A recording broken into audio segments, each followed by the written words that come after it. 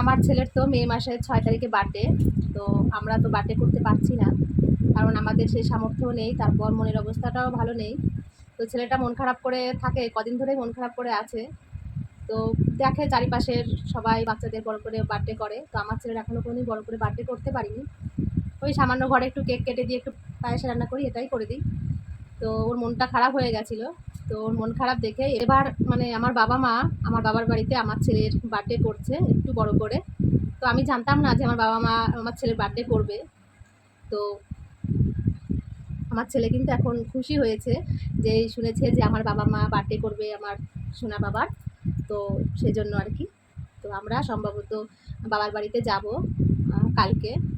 তো আজকে আমার সোনা যাওয়ার জন্য ওখানে মানে ওখানে যাওয়ার জন্য মানে খুব ছটফট করছে, কিন্তু আমরা তো যেতে পারবো না, আমার তো কাজ আছে। তো সেজন্য কালকে আমরা যাচ্ছি সম্ভবত বাবার বাড়িতে, আমার ছেলের বার্থডে ওখানে হবে সেই উপলক্ষে। তাই তো? তুমি খুশি হয়েছো তোমার দাদু দিদা বার্থডে করছে? অনেক খুশি হয়েছে তো? আচ্ছা।